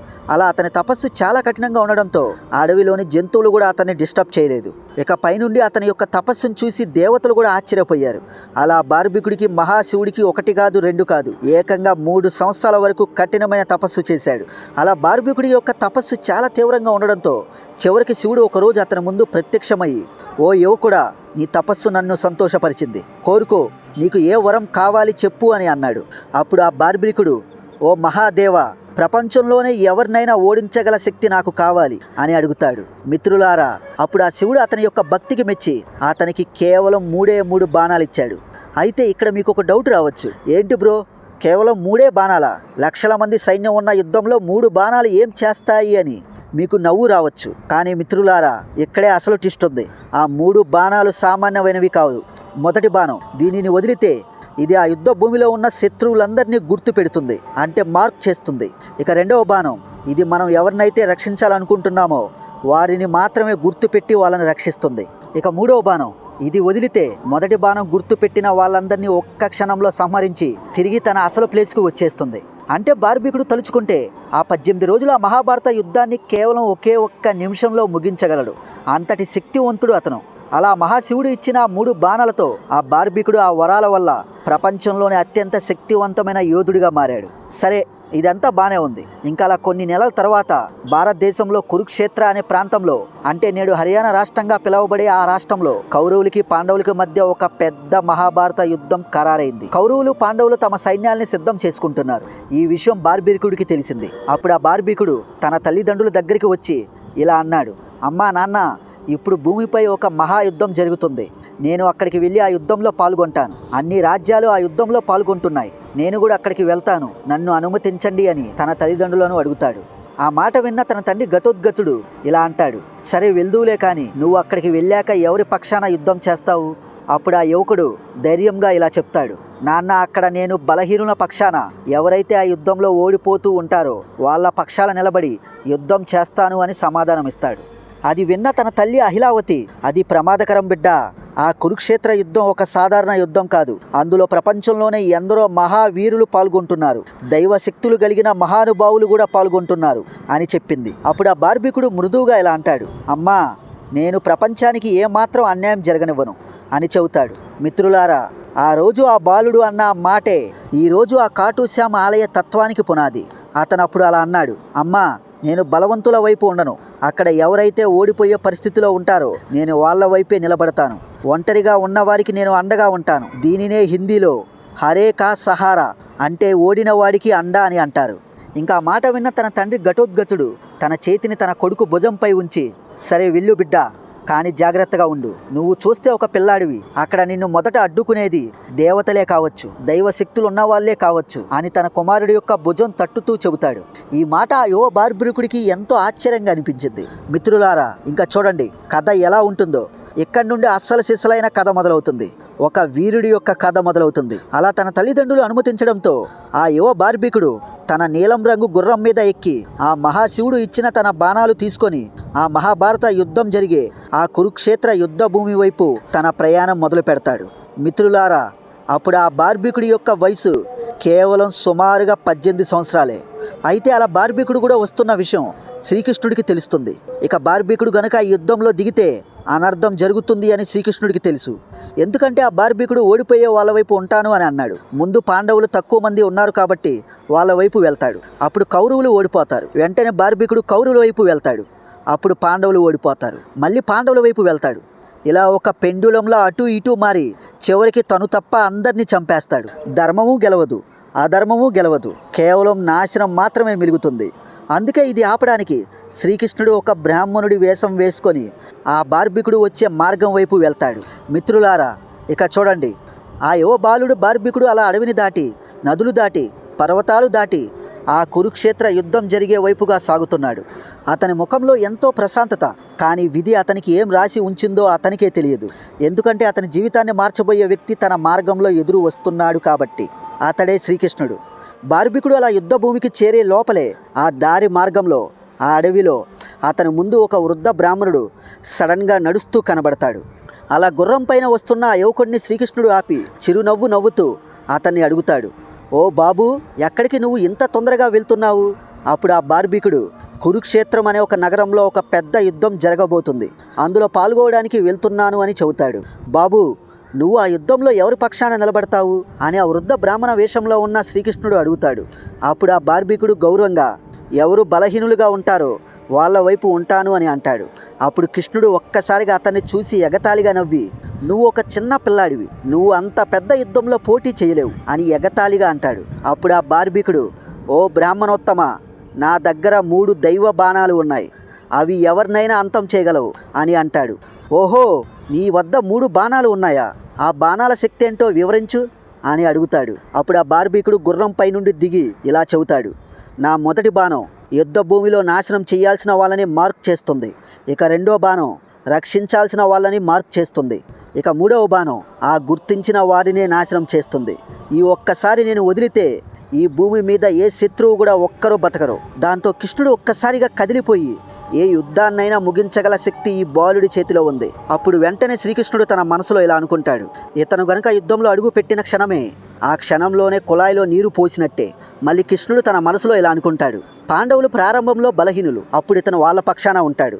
దాంతో అప్పుడు పాండవులు బలంగా మారతారు. ఇక కౌరవులు బలహీనంగా మారతారు. దాంతో మళ్ళీ ఇతను బలహీనంగా మారిన ఆ కౌరవుల వైపు నిలబడతాడు. దాంతో కృష్ణుడు మళ్ళీ ఇలా ఆలోచిస్తాడు. దాంతో మళ్ళీ ఇతను బలహీనులుగా మారిన కౌరవుల వైపు నిలబడతాడు. దాంతో కౌరవులు మళ్ళీ బలవంతులు అవుతారు. పాండవులు మళ్ళీ బలహీనులు అవుతారు. మళ్ళీ ఇతను బలహీనులుగా మారిన ఆ పాండవులకు తోడుగా నిలబడతాడు. ఇలా యుద్ధం ఎప్పటికీ ఆగదు అని ఆలోచించుకొని కృష్ణుడు మళ్ళీ ఆ యువకుడితో ఎగతాళిగా ఇలా అంటాడు, నేను నమ్మను, కేవలం ఈ 3 బాణాలతో యుద్ధం చేస్తావా? వీటికి అంత శక్తి నిజంగా ఉందా? నీకు అంత శక్తే ఉంటే ఆ చెట్టుకున్న ఆకులన్నింటినీ ఒకే ఒక్క బాణంతో ఛేదించు అని కృష్ణుడు ఆ బాలుడికి ఒక సవాలు విసురుతాడు. అప్పుడు ఆ బార్బికుడు కళ్ళు మూసుకొని తన బాణాన్ని వదులుతాడు. వెంటనే ఆ బాణం దూసుకుంటూ వెళ్ళి ఆ బాణం ఆ చెట్టు నుండి విడిపోయి ఆ చెట్టు మీద ఉన్న ప్రతి ఆకుకు రంధ్రం చేసుకుంటూ వెళ్తుంది. అది కూడా కను రెప్ప వేసే లోపలే వెళ్ళిపోతుంది. అయితే ఆ సమయంలో శ్రీకృష్ణుడు ఎవరికీ తెలియకుండా చెట్టు నుండి రాలిన ఒక ఆకును తన కాలు కింద దాచి పెడతాడు. ఎందుకంటే బాణం దీన్ని కనిపెట్టలేదని కృష్ణుడి ఉద్దేశం. కానీ జరిగింది వేరు. ఆ చెట్టు యొక్క ఆకులన్నింటినీ ఆ బాణం ఛేదించుకుంటూ వెళ్ళి ఆ బాణం చివరికి వచ్చి కృష్ణుడి యొక్క పాదాల దగ్గర ఆగిద్ది. కృష్ణుడు పాదాన్ని తాకుతూ అలాగే నిలబడుతుంది. అప్పుడు ఆ బార్బికుడు నవ్వుతూ ఇలా అంటాడు, ఓ బ్రాహ్మణోత్తమ, దయచేసి మీ పాదాన్ని కూడా పక్కకు తీయండి, లేకపోతే నా బాణం మీ కాలిని కూడా గాయపరిచి మరి మీ కాలి కింద ఉన్న ఆకును ఛేదిస్తుంది. ఎందుకంటే నా బాణానికి లక్ష్యం మాత్రమే తెలుసు, అడ్డంకులు కాదు. ఆ మాట వినగానే శ్రీకృష్ణుడికి గూస్ బంప్స్ వస్తాయి. ఇతను నిజంగానే సామాన్యుడు కాదు. ఇతను గనుక ఆ కురుక్షేత్ర యుద్ధంలోకి దిగితే ఇక ప్రళయమే. ఆ యుద్ధం అస్సలు రూపం కోల్పోతుంది. ధర్మం అధర్మం ఏవి గెలవు అని కృష్ణుడికి ఇప్పుడు ఇంకా పూర్తిగా అర్థమవుతుంది. అందుకే శ్రీకృష్ణుడికి అప్పుడు ఒకే ఒక్క మార్గం ఉంది. ఈ బాలుడిని ఎలా అయినా ఆ యుద్ధంలో పాల్గొకుండా చెయ్యాలి అని ఆ కృష్ణుడు ఆలోచించుకొని చిరునవ్వుతో, నాయనా, నువ్వు చాలా మహావీరుడివి, నాకు అర్థమైంది. కానీ ఈ కురుక్షేత్ర యుద్ధం జరగాలంటే ఒక మహావీరుడి యొక్క బలి అవసరం. ఈ భూమి మీద నీకంటే పెద్ద వీరుడు ఎవరూ లేడు. బిడ్డా, నువ్వు నాకొక దానం ఇస్తావా అని కృష్ణుడు ఆ బాలుడిని వినయంగా అడుగుతాడు. మిత్రులారా, ఏ యోధుడైనా తను యుద్ధానికి వెళ్లే ముందు బ్రాహ్మణుడి యొక్క అభ్యర్థనను తిరస్కరించడు. అందుకే ఆ బార్బికుడు వెంటనే యుద్ధానికి వెళ్లే ముందు నేను ఆ బ్రాహ్మణుడి యొక్క కోరికను తిరస్కరించలేను అని, మీరు ఏమి కోరినా ఏదైనా ఇస్తాను బ్రాహ్మణోత్తమ అని అంటాడు. అప్పుడు శ్రీకృష్ణుడు తీవ్రమైన స్వరంతో వినయంగా నాకు నీ తలను దానం చేయి అని అంటాడు. అది విన్న ఆ బార్బికుడు ఒక్కసారిగా ఆశ్చర్యపోతాడు, కానీ భయపడ్డు. ఆ బ్రాహ్మణుడి మీద అనుమానం వస్తుంది. అప్పుడు ఆ యువకుడు, ఓ బ్రాహ్మణుడా, మీ నిజ స్వరూపం చూపండి, ఎందుకంటే భూమిపై ఉన్న ఏ బ్రాహ్మణుడు కూడా ఇలాంటి దానం కోరరు. మీరు కోరుతున్నారు అంటే మీరు మనిషి కాదు, మీరు అసలు ఎవరో నాకు తెలియాలి అని అంటాడు. ఇంకప్పుడు శ్రీకృష్ణుడు ఒక్కసారిగా తన అసలు స్వరూపాన్ని చూపిస్తాడు. అదే శ్రీ మహావిష్ణువు యొక్క రూపం. చేతిలో సుదర్శన చక్రం, శంఖం మోగిస్తూ విసలిల్లే నీలవర్ణం, ఆయన వెనకాల ఆదిశేషుడు. దాంతో అది చూసిన బార్బికుడు ఒక్కసారిగా ఆశ్చర్యంతో ఆయనకి నమస్కారం చేస్తాడు. భూమికి వంగి ఆయన కాళ్ళకి నమస్కారం చేస్తాడు. అప్పుడు శ్రీకృష్ణుడు మృదువుగా ఇలా అంటాడు, బిడ్డా, నువ్వు యుద్ధంలో పాల్గొంటే ధర్మం అధర్మం కలిసిపోతాయి, కాబట్టి నీ శిరస్సు నాకు దానం చేయాలి, అందుకే నీ శిరస్సుని నేను అడుగుతున్నాను అని అంటాడు. అప్పుడు ఆ బాలుడు బార్బికుడు ఒకే ఒక్క మాట అంటాడు, ప్రభు, ఇది నా అదృష్టం, నా ప్రాణం పోయినా పర్లేదు, కానీ చివరగా నాదొక చిన్న కోరిక. నేను ఈ కురుక్షేత్ర మహాభారత యుద్ధం మొత్తాన్ని నా కళ్ళతో చూడాలని నాకు ఉంది. అప్పుడు కృష్ణుడు నీ కోరిక తప్పకుండా నెరవేరుతుంది అని అంటాడు. ఇంకా కృష్ణుడు అలా చెప్పిన వెంటనే ఇంకా బార్బికుడు తన కత్తిని తీసి ఒకే వేటుతో తన తలను తానే నరికి కృష్ణుడికి అర్పించాడు. ఆ సన్నివేశాన్ని పైనుండి చూసిన దేవతలందరూ ఒక్కసారిగా ఆశ్చర్యపోయారు. ఇంకా కృష్ణుడు ఆ బార్బికుడి యొక్క తలకు అమృతం పోసి ఆ కురుక్షేత్ర యుద్ధ భూమి మొత్తం కనిపించేలా ఆ శిరస్సుని ఒక ఎత్తైన కొండ మీదకి తీసుకువెళ్ళి అక్కడ పెడతాడు. అలా తల 18 రోజుల ఆ కురుక్షేత్ర మహాభారత యుద్ధం మొత్తాన్ని ఆ కొండపై నుండి నిజాయితీగా చూసింది. ఇక 18 రోజుల మహాభారత కురుక్షేత్ర యుద్ధం ముగిసింది. పాండవులు ఆ యుద్ధంలో గెలిచారు. కౌరవులందరూ ఆ యుద్ధంలో మరణించారు. కానీ అప్పుడే పాండవుల్లో ఒక గొడవ మొదలైంది. భీముడు ఏమని అంటాడు అంటే, నా వల్లే గెలిచాం, నేనే కౌరవులను చంపాను, నా వల్లే మనం యుద్ధం గెలిచాం అని అంటాడు. ఇక అర్జునుడేమో ఇలా అంటాడు, కాదు, నా గాంధీవం వల్లే గెలిచాం అని అంటాడు. ఇలా పాండవుల్లో ఈ గొడవను తీర్చడానికి కృష్ణుడు వాళ్ళకు ఒక ఉపాయం చెప్తాడు. మీరెందుకు గొడవ పడడం? కొండ మీద బార్బికుడి యొక్క తల ఉంది కదా, అది కేవలం ఒక శిరస్సు కాదు, ఈ మొత్తం ఈ కురుక్షేత్ర యుద్ధం మొత్తాన్ని నిశ్శబ్దంగా చూస్తున్న సాక్షి అది. అతను యుద్ధం మొత్తాన్ని చూశాడు, అతన్నే అడుగుదాం పదండి అని చెప్పి ఆ కొండపైన ఉన్న ఆ బార్బికుడి యొక్క శిరస్సు దగ్గరికి వాళ్ళని తీసుకువెళ్తాడు. అందరూ ఆ కొండ మీదకి వెళ్తారు. అలా వెళ్ళి, ఓ బార్బిరికా, చెప్పు, ఈ యుద్ధంలో మమ్మల్ని గెలిపించింది ఎవరు, ఎవరు ఎక్కువ మందిని చంపారు అని ఆ భీముడు అర్జునుడు అడుగుతాడు. అప్పుడు ఆ బార్బికుడి యొక్క శిరస్సు ఒక్కసారిగా నవ్వి ఒక సమాధానం చెప్పింది, ఓ సోదరులారా, నాకు ఈ యుద్ధ భూమిలో మీరెవరూ కనిపించలేదు, నాకు ఒకటే ఒకటి కనిపించింది, అదే ఆ శ్రీకృష్ణుడి యొక్క సుదర్శన చక్రం. ఆ శ్రీకృష్ణుడి యొక్క సుదర్శన చక్రం ఆ యుద్ధ భూమిలో తిరుగుతూ అధర్ములను నాశనం చేస్తూ కనిపించిందని ఆ బార్బికుడు వాళ్ళకి అలా సమాధానం చెప్తాడు. అంటే నిజం ఏమిటంటే ఈ యుద్ధాన్ని కృష్ణుడు మాత్రమే గెలిపించాడు. ఆయన లీల వల్లే మీరందరూ గెలిచారు. ఆ శ్రీకృష్ణుడు తప్ప మీరందరూ కేవలం నిమిత్త మాత్రులు మాత్రమే. చేసిందంతా ఆ శ్రీకృష్ణుడే, గెలిపించిందంతా ఆ శ్రీకృష్ణుడే. ఇక ఆ తల అలా సమాధానం చెప్పడంతో ఆ పాండవులు అక్కడి నుండి వెళ్ళిపోతారు. ఇక ఆ పాండవులు అక్కడి నుండి వెళ్ళిపోయాక ఆ బార్బికుడి యొక్క తల శ్రీకృష్ణుడితో ఇలా అంటుంది, ఈ ధర్మ యుద్ధంలో ఎవరు నిజంగా గెలిచారో మీరే నాకు చెప్పండి అని అంటాడు. అప్పుడు ఆ శ్రీకృష్ణుడు ఒక చిరునవ్వుతో ఇలా అంటాడు, ఓ బిడ్డా, ఈ యుద్ధంలో గెలిచింది ఒక్క ధర్మమే అని చెప్పి కృష్ణుడు మళ్ళీ ఆ బార్బికుడితో ఇలా అంటాడు, నువ్వు నేను అడిగిన వెంటనే నీ తలను నాకు ఇవ్వడానికి సిద్ధపడ్డావు కాబట్టి నీ త్యాగానికి నేను మెచ్చాను. అందుకనే నీకు ఈ ప్రపంచంలోనే అత్యంత గొప్ప వరం నీకు ఇస్తున్నాను. ఓ బార్బిరికా, నువ్వు కలియుగంలో మానవుల చేత పూజించబడతావు అని వరం ఇస్తాడు. అలా కృష్ణుడు బార్బికుడి యొక్క తలతో అలా చెప్పాక బార్బికుడు కృష్ణుడిని మళ్ళీ ఇలా అడుగుతాడు, నన్ను భూమిపై ఎవరి పేరుతో పూజిస్తారు? అప్పుడు శ్రీకృష్ణుడు ఇలా అంటాడు, నన్ను నువ్వు ఎక్కువగా ప్రేమించి నా కోసం నీ శిరస్సును త్యాగం చేసిన నీకు భూమిపై నా పేరే నీకు ఇస్తాను. నిన్ను కలియుగంలో ప్రజలు కాటు శ్యామ్గా ఆరాధిస్తారు. నేను ఎలాగైతే భక్తుల కోరికలను తీరుస్తానో నువ్వు కూడా అలాగే తీరుస్తావు. ఎవరైతే జీవితంలో వాళ్ళు ఓడిపోయి దిక్కు తోచని స్థితిలో నీ గుడి మెట్లు ఎక్కుతారో వాళ్ళని నువ్వు ఆదుకుంటావు. నువ్వే హరాకా సహారా. అలా మహాభారతం యొక్క వీరుడు బార్బికుడు కలియుగ దైవంగా కాటు శ్యామ్ అయ్యాడు. మిత్రులారా, మీరు ఇక్కడి వరకు ఈ వీడియోను చూశారు అంటే మీరు ఆ కాటు శ్యామ్ బాబా గురించి పూర్తిగా తెలుసుకోవడానికి చాలా ఆసక్తి చూపిస్తున్నారు అని నాకు అర్థమైంది. ఇంకా ఇక్కడ నుండి ఈ వీడియో ఇంకా ఇంట్రెస్టింగ్గా ఉండబోతుంది. కొంచెం శ్రద్ధ పెట్టి జాగ్రత్తగా వినండి. ఇంకా అలా మహాభారత కురుక్షేత్ర యుద్ధం ముగిసింది. పాండవులు కొన్నాళ్ళ వరకు రాజ్యాల్ని పాలించారు. కృష్ణుడు తిరిగి ద్వారకాకి వెళ్ళిపోయాడు. కానీ ఆ బార్బికుడి యొక్క శిరస్సు మాత్రం అక్కడే ఆ కొండపైనే ఉన్నది. ఇక రాత్రి గాలి వీస్తే ఆ శిరస్సు నుండి వెలుగు మెరుస్తుండేది. ప్రజలు దూరంగా ఆ వెలుగును చూసి అక్కడ దేవుడు ఉన్నాడు అని భావించేవారు. ఇంకా అలా నెలలు, సంవత్సరాలు, దశాబ్దాలు మారిపోయాయి. కానీ ఆ శిరస్సు మాత్రం ఎప్పటికీ కుల్లలేదు, క్షీణించలేదు. ఒక దివ్య కాంతిగా అక్కడే ఉంది. ఇంకా అలా చాలా కాలం గడిచిపోయింది. కలియుగం మొదలైంది. ఆ ప్రాంతం రాజస్థాన్లోని కాటు గ్రామంగా మారింది. అక్కడ ఎంత ఎండలు అంటే ఎండలో వేడెక్కిపోయే నేల. అక్కడ సీకర్ జిల్లాలోని ఒక చిన్న గ్రామం, అదే కాటు. ఎవరు ఊహించని రోజుల్లో ఒకరోజు ఆ గ్రామం చరిత్రను మార్చేసిన అక్కడ ఒక సంఘటన జరిగింది.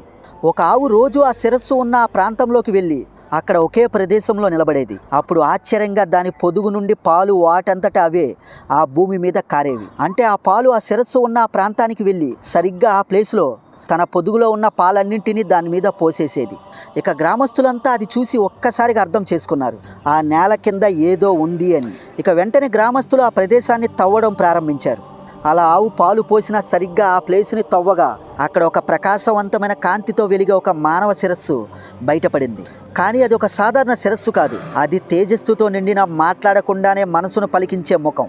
వెంటనే గ్రామస్తులు దాన్ని చూసి ఆశ్చర్యపోయి ఆ ఊరిలో ఎంతో ప్రఖ్యాతి పొందిన ఒక బ్రాహ్మణుడికి దాన్ని ఇచ్చారు. ఆయన తన ఇంట్లో దాన్ని పెట్టుకొని శ్రద్ధగా పూజించడం ప్రారంభించాడు. సరే, ఇక్కడ వరకు అంతా బాగానే ఉంది. ఇప్పుడు ఆ గ్రామస్తుల యొక్క అందరి సందేహం ఒకటే, ఇప్పుడు ఆ శిరస్సును ఏమి చెయ్యాలి అని. మిత్రులారా, అలా కొన్ని రోజుల తర్వాత ఒకరోజు ఆ రాజ్యాన్ని పాలిస్తున్న రాజా రూప్ సింగ్ చౌహాన్ యొక్క కలలో ఒక దివ్య స్వప్నం కనిపించి ఆ స్వప్నంలో స్వయంగా శ్యామ్ బాబా ప్రత్యక్షమై ఆ రాజుతో ఇలా చెప్పారు, నా కోసం ఒక ఆలయం నిర్మించు, నేను ఇప్పుడు ఈ నేలలో నివసించాలనుకుంటున్నాను అని చెప్పి అదృశ్యమయ్యాడు. అలా తన కలలో అలా చెప్పడంతో రాజు వెంటనే కళ్ళు తెరిచాడు. అతని శరీరం అంతా ఒక అపారమైన శక్తి ప్రవహించింది. ఇక తర్వాత రోజు సూర్యోదయం అవగానే అతను వెంటనే ప్రపంచంలో ప్రఖ్యాతి పొందిన శిల్పులను, ఎంతోమంది పురోహితుల్ని పిలిచి ఆ ప్రదేశంలో ఆలయం కట్టాలి అని వాళ్ళకి ఆదేశించాడు. ఇంకా అది క్రీస్తు శకం 1022వ సంవత్సరంలో పాల్గొన శుక్ల ఏకాదశి నాడు ఆ దివ్య శిరస్సును ఆలయంలో ప్రతిష్ఠించారు. ఇక సరిగ్గా ఆ రోజు నుండి రాజస్థాన్లో ఉన్న ఆ కాటు గ్రామం ఒక కొత్త గుర్తింపును పొందింది. ఇక వెంటనే అది శ్యామ్ బాబా ధామంగా మారింది. ఇక కాలం గడుస్తున్న కొద్దీ ఇక ఆలయం యొక్క పేరు ప్రఖ్యాతి సదూర ప్రాంతాలకి వేగంగా పాకింది. ఇక మొదట్లో చెక్కతో అక్కడ ఒక చిన్న మండపం కట్టారు. ప్రతిరోజు అక్కడ పూజలు చేసేవారు. క్రమంగా వెలుగు ఆ గ్రామం నుండి బయటకు వెళ్ళి పొరుగు గ్రామాల్లోకి మరింత దూరాన్ని చేరింది. ప్రజలు ఇంకా దివ్య శిరస్సు కోసం ఎడారులను దాటుకొని అక్కడికి నడుచుకుంటూ వచ్చేవారు. ఇక ఆ పైన వెంటనే ఆ కాటు శ్యామ్ బాబా ఆలయం రాజస్థాన్లోని అత్యంత పవిత్ర ప్రదేశంగా మారిపోయింది. ఎందుకంటే ఆ కాటు శ్యామ్ బాబా గుడికి వెళ్ళిన ప్రజలు స్వయంగా అక్కడ అద్భుతాల్ని అనుభవించారు. వాళ్ళ రోగాలు నయమైపోయేవి, సంతానం లేని వాళ్ళకి పిల్లలు పుట్టేవారు, జీవితాన్ని కోల్పోయి దారి తప్పిన వాళ్ళకి దారి కనిపించేది, జీవితం పట్ల నిరాశతో ఉన్న వాళ్ళకి, ఇబ్బందుల్లో ఉన్న వాళ్ళకి ధైర్యం, ఆశ లభించేవి. మిత్రులారా, ఎందుకంటే ఆ శ్యామ్ బాబా కొన్ని మాటల్ని చెప్పారు, ఎవరు నన్ను నిజమైన హృదయంతో పిలిస్తే వాళ్ళ కష్టాలన్నీ తొలగిస్తాను, వీరత్వం, ధైర్యం, విజయం వారికి నా వరం. ఇది మాట కాదు మిత్రులారా, తరతరాలుగా అక్కడ అనుభవించిన వరం. ఇప్పుడు ఆలయానికి వెళ్ళిన ప్రతి ఒక్క భక్తుడు చెబుతాడు, శ్యామ్ బాబా మా బాధల్ని, మా కష్టాల్ని ఆలకిస్తాడు. అయితే కొంచెం ఆలస్యం చేస్తాడు కానీ మా సమస్యల్ని, మా కష్టాల్ని మాత్రం తప్పకుండా తీరుస్తాడు. అలా మొదట ఒక చిన్న గ్రామంగా ఉన్న రాజస్థాన్లోని ఆ కాటు గ్రామం అలా ప్రజలు ఆలయానికి ప్రతిరోజు ఎక్కువగా సదూర ప్రాంతాల నుండి తరలి రావడంతో అది అతి కొద్ది కాలంలోనే ఒక ఆధ్యాత్మిక కేంద్రంగా మారిపోయింది. ఇక సుమారుగా 7 శతాబ్దాల తర్వాత రాజస్థాన్లోని ఆ కాటు ప్రాంతం మార్వార్ సంస్థానం కిందకు వెళ్ళింది. అయితే 18వ శతాబ్దంలో ఆ రాజస్థాన్లోని ఆ మార్వార్ సంస్థాన్ని పాలిస్తున్న అభయ్ సింగ్ రాథోర్ అనే రాజు కలలో ఆ శ్యామ్ బాబా ప్రత్యక్షమై నా ఆలయాన్ని మరింత శోభాయమానంగా మార్చు అని అతనికి ఆజ్ఞ ఇచ్చాడు. ఇక దాంతో వెంటనే ఆ రాజు ప్రపంచంలో చాలా ప్రఖ్యాతి పొందిన పాలరాయి నగీషీలు, బంగారు, వెండి ద్వారాలు, అరుదైన రాళ్ల అలంకరణలతో ఆలయాన్ని ఎంతో అద్భుతంగా పునర్నిర్మించాడు. మిత్రులారా, ఇప్పటికీ మీరు ఆ గుడిలోకి వెళ్ళి ఆ గుడిలో చూస్తున్న ఆ తల విగ్రహం అది నిజంగా ఆ బార్బికుడి యొక్క శిరస్సే. అది ఆ కాలంలోనే ప్రతిష్ఠించబడిన ఒక నిజమైన శిరస్సుగా అక్కడికి వెళ్ళే భక్తులు ఎప్పటికీ నమ్ముతారు.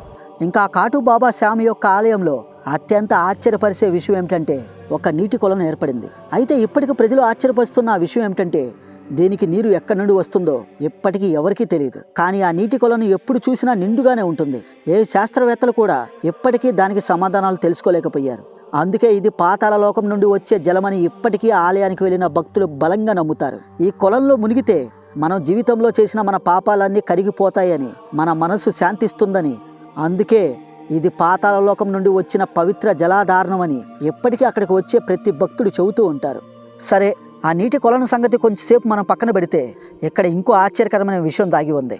ఔరంగజేబు సైన్యం ఒకసారి ఆ ప్రాంతాన్ని దాడి చేయడానికి వచ్చింది. మొదటగా దాడి చేసిన ప్రదేశం ఆలయానికి ఎదురుగా ఉన్న ఆ శివలింగ ప్రదేశంలో. కానీ ఆ శివలింగాన్ని దాడి చేసిన వెంటనే ఔరంగజేబు సైన్యం భయంతో వణికిపోయి అక్కడి నుండి పారిపోయారు. ఎందుకంటే వాళ్ళు ఆ శివలింగం మీద దాడి చేసిన వెంటనే ఆ శివలింగం నుండి రక్తం ఏరులై పారింది. అది చూసి వాళ్ళు ఆశ్చర్యపోయి అక్కడి నుండి వెంటనే పారిపోయారు. ఇప్పటికీ అది ఒక మిస్టరీగానే మిగిలిపోయి ఉంది. అయితే మిత్రులారా, ఇప్పటికీ ఆలయానికి ప్రతిరోజు వేల సంఖ్యలో భక్తుల్ని అక్కడికి వచ్చేలా చేస్తున్నది అవి ఏమిటి అంటే ఆ శ్యాంబాబా ఇచ్చిన వాగ్దానాలే. ఈ వాగ్దానాలే నేడు ఆ శ్యాంబాబా ఆలయానికి వస్తున్న భక్తుల హృదయాల్లో ఎంతో వెలుగునిచ్చి వాళ్ళని అక్కడికి వచ్చేలా చేస్తున్నాయి. శ్యాంబాబా నా దగ్గరికి వచ్చిన ప్రజలకి నేను ఏమి నెరవేరుస్తానో ఆయన చెప్పిన వాగ్దానాలు ఏమిటో ఇప్పుడు క్లియర్గా ఒక్కొక్కటిగా పాయింట్ టు పాయింట్ క్లియర్గా చూద్దాం. నెంబర్ 1, నా వద్దకు జీవితంలో ఓడిపోయిన వారు వస్తే నేను వాళ్ళని నిలబెడతాను. మిత్రులారా, శ్యాంబాబా దగ్గరకు ఎవరు వచ్చినా వారి గతం ఆయన చూడడు. వాళ్ళు అప్పటి వరకు వాళ్ళ జీవితంలో చేసిన పాపాలని ఆయన లెక్కించడు. శ్యాంబాబా మీద వాళ్ళకి ఉన్న భక్తి యొక్క హృదయాల్ని మాత్రమే ఆయన చూస్తాడు. నెంబర్ 2, నన్ను పూజించే వాళ్ళు నా కోసం ఏమీ త్యాగం చేయనవసరం లేదు. శ్యాంబాబా చెప్పిన మాట ఏమిటంటే, నా కోసం మీరు దేవాలయాలు నిర్మించాల్సిన పని లేదు, నా కోసం మీరు ఏమీ చేయనవసరం లేదు, కేవలం నా మీద ప్రేమతో మీరు నా ఆలయానికి వస్తే చాలు. అదే ఆయన చెప్పిన మాట. ఇక నెంబర్ 3, నన్ను పిలిస్తే మీ కష్టం ఏదైనా సరే అది నా వంతు, ఆ కష్టం నాది అని నేను భావిస్తాను, తక్షణమే దాన్ని తీర్చడానికి నేను ప్రయత్నిస్తాను అని శ్యాంబాబా 3వ వాక్యంగా ఇది చెప్పారు. మిత్రులారా, ఇది యాదృచ్ఛికం కాదు. ఆలయానికి వస్తున్న ప్రతిరోజు ఎంతోమంది శ్యాంబాబా యొక్క భక్తులు కష్టాల్లో, బాధల్లో, ఆందోళనలో మొదట పలికే పేరు శ్యామ్ శ్యామ్ అని. ఆ పిలుపు వినగానే మన మనసుకు ఒక శాంతి వస్తుంది. ఎందుకంటే ఆయన ఆనాడు ఆయన భక్తులకి ఇచ్చిన ఆ వాగ్దానాల వల్లే. మిత్రులారా, ఇంకా శ్యాంబాబా పూజలు ఎలా పుట్టాయి? కాటు ధామంలో పూజా విధానాలు వేల ఏళ్లుగా మారలేదు మిత్రులారా. కానీ ప్రజల ప్రేమ, భక్తి ఆయన యొక్క పూజను మహాకార్యంగా మార్చేశాయి. నెంబర్ 1, శ్యాంబాబాకి నిషాని యొక్క యాత్ర. ఆ రోజు భక్తులు పొడవాటి జెండాల్ని తీసుకొని పాదయాత్ర చేస్తూ శ్యాంబాబా యొక్క ఆలయానికి వెళ్తారు. వాళ్ళు వేసే ప్రతి అడుగు వేద మంత్రమే. ప్రతి సంవత్సరం జరిగే ఆ మహా జాతరలో లక్షలాది మంది కాదు, కొన్ని కోట్ల మంది శ్యాంబాబా యొక్క ఆలయానికి వస్తారు. ఇక నెంబర్ 2, ఆయన యొక్క కీర్తనలు, భజన్లు, బృందాలు రాత్రంతా అక్కడ ఆయన పాడుతుంటాయి. శ్యామ్ తేరే భక్త దివానే, తేరే బన్సీ పుకారే రాధా నామ్. ఈ సంగీతం హృదయాన్ని తొలగించి ఆత్మని తాగుతుంది. అందుకని ప్రతిరోజు ఆయన యొక్క గర్భగుడిలో ఇలా ఈ కీర్తనలు పాడుతూ ఉంటారు. అంతేకాదు మిత్రులారా, అక్కడికి వచ్చే తన భక్తులకు ప్రతిరోజు అన్నదానం జరుగుతూ ఉంటుంది. అక్కడ ఎప్పుడూ ఆగని ఒక వంటగది, రవ్వ, పూరి, ప్రసాదం ప్రతి పూట భక్తులకు ఉచితంగా చేస్తూ ఉంటారు. శ్యాంబాబా ఆలయంలో ఎవరికి ఆకలి అనే పదమే ఉండదు. సరే బ్రో, ఇది అప్పుడు మాట. ఇప్పుడు ప్రెసెంట్ శ్యాంబాబా ఆలయంలో ఎలా ఉంది పరిస్థితి, అది చెప్పు బ్రో అని మీరు అడగవచ్చు. మిత్రులారా, ఆ విషయానికే ఇప్పుడు నేను వస్తున్నాను. మిత్రులారా, శ్యాంబాబా యొక్క మహిమ నేడు ఎలా ఉంది అంటే కేవలం రాజస్థాన్లోనే కాదు, భారతదేశం మొత్తం, విదేశాల్లో కూడా శ్యాంబాబా యొక్క మందిరాలు వందల సంఖ్యలో నిర్మించబడ్డాయి. భక్తులు ఏమని చెబుతారు అంటే, ఉద్యోగం రాక ఇబ్బంది పడిన మాకు శ్యాంబాబా దర్బార్కి వచ్చి అక్కడ కోరిక పెట్టి మేము ఎంతో మంది ఉద్యోగాల్ని పొందామని చెబుతారు. ఇక కుటుంబం విడిపోయిన వారు మళ్ళీ కలిశామని చెబుతారు. మాకు ఎన్నో శారీరక అనారోగ్య బాధలు, హెచ్ఐవి లాంటి అనారోగ్యాలు కూడా మాకు ఉన్నప్పుడు, కానీ మేము శ్యాంబాబా దర్బార్కి వచ్చి మేము ఆయనకి మా గోడుని వినిపించుకున్న తర్వాత శ్యాంబాబా మాకు హెచ్ఐవి లాంటి అనారోగ్యాలను కూడా తొలగించాడు అని చెబుతారు. మిత్రులారా, మార్గం లేకపోయినా వారికి జీవితం కొత్త దారి చూపించి, ఇది అద్భుతం కాదు మిత్రులారా, ఇది శ్యాంబాబా యొక్క వాగ్దానాల శక్తి. అసలు శ్యాంబాబాను కలియుగ కృష్ణుడని ఎందుకు అంటారో ఇప్పుడు చూద్దాం. ఎందుకంటే ఆయన తన గుడికి వచ్చే భక్తుల యొక్క పాపాలని చూడడు, తన భక్తుల యొక్క గతాన్ని గుర్తుపెట్టుకోడు. తన ఆలయానికి వచ్చే తన భక్తుల యొక్క తన మీద ప్రేమని మాత్రమే చూస్తాడు. ప్రపంచం న్యాయం కోసం ఎదురు చూస్తే ఈ శ్యాంబాబా క్షమ కోసం చేతులు చాపుతారు. అందుకే నేడు కోట్లాది మందికి ఆయన అంతిమ ఆశ, చివరి నమ్మకం, ఆత్మకు ఆశ్రయం. మిత్రులారా, మీలో ఎవరైనా శ్యాంబాబా గుడికి వెళ్ళాలి అంటే రాజస్థాన్లోని జైపూర్ నుండి 80 కిలోమీటర్లు ప్రయాణించాలి. కానీ నిజమైన భక్తులు రింగాస్ అనే ఊరి నుండి 15 కిలోమీటర్లు కాళ్ళతో నడుచుకుంటూ వాళ్ళ చేతిలో శ్యాంబాబా యొక్క నిషాని పట్టుకొని వెళ్తారు. అలా వెళ్తే శ్యాంబాబా వాళ్ళ యొక్క కోరికలను తప్పకుండా ఆలకిస్తాడు అని వాళ్ళ యొక్క భక్తుల విశ్వాసం. అలా శ్యాంబాబా కోసం 17 కిలోమీటర్లు నడుచుకుంటూ ఆయన యొక్క నిషాని పట్టుకొని వెళ్ళి, ఆయన యొక్క జెండాని పట్టుకొని వెళ్ళి ఆయన గుడికి వెళ్ళిన యొక్క ప్రతి ఒక్క భక్తుడి యొక్క కోరిక నెరవేరింది అని ఎప్పటికీ ప్రతి ఒక్క భక్తుడు చెబుతూ ఉంటాడు. మిత్రులారా, ఆ గుడిలో శ్యాంబాబాని చూస్తే ఆ విగ్రహం కళ్ళు మనతో మాట్లాడుతున్నట్లే ఉంటాయి. ఎంతోమంది క్యాన్సర్ పేషెంట్లు, అప్పుల్లో కూరుకుపోయిన వాళ్ళు, పిల్లలు లేని వారు ఇక్కడికి వచ్చి ఆ బాబాను వేడుకుంటే వాళ్ళకి అతి కొద్ది రోజుల్లోనే వాళ్ళ జీవితమే మారిపోయిన సందర్భాలు కోకొల్లలు. ఒకవేళ జీవితంలో మీరు కూడా ఓడిపోయాము అని మీకు అనిపిస్తే కేవలం ఒక్కసారి మీ మనసులో జై శ్రీ శ్యామ్ అనుకొని రాజస్థాన్లో ఉన్న ఆ శ్యామ్ బాబా యొక్క ఆలయానికి వెళ్ళండి. మనసులో అసూయ పెట్టుకొని కాదు, మనసులో ఆయన మీద ప్రేమ పెట్టుకొని వెళ్ళండి. ఆయన ఖచ్చితంగా మీ యొక్క గోడును ఆలకిస్తాడు. కొన్ని నెలల్లోనే మీ యొక్క బాధలు మొత్తం ఖచ్చితంగా తొలగిపోతాయి. ఎందుకంటే మిత్రులారా, ఆయన జీవితంలో సక్సెస్ అయిన వాళ్ళ యొక్క దేవుడు కాదు. జీవితంలో మేము అన్నీ కోల్పోయాం, మాకు ఎటువంటి జాబు లేదు, మా జీవితం వృధా, మేము ఇంకా అన్నీ కోల్పోయాం, మేము ఎన్నో బాధలు అనుభవిస్తున్నాం అని చెప్పుకునే జీవితంలో వాళ్ళు సర్వస్వం ఓడిపోయిన వాళ్ళ యొక్క దేవుడు ఆయన. నా ఎక్స్ప్లెనేషన్ మీకు నచ్చితే ఈ వీడియోని ఒక లైక్ చేసి ఈ వీడియోని ప్రతి ఒక్కరికి తప్పకుండా షేర్ చేయండి. ఎందుకంటే మీరు చేసే లైక్స్ అండ్ సబ్స్క్రైబర్స్ మేము ఇలాంటి ఎన్నో మరిన్ని వీడియోస్ని మీ ముందుకు తేవడానికి మాకు ఒక మోటివేషన్గా ఉంటుంది. అలానే మన ఛానల్కి మీరు కొత్త వారైతే మన ఛానల్ని సబ్స్క్రైబ్ చేసుకొని పక్కనే ఉన్న బెల్ ఐకాన్ని తప్పకుండా ఆన్లో పెట్టుకోండి. జై శ్రీ శ్యామ్ బాబా, జై హింద్, జై భారత్.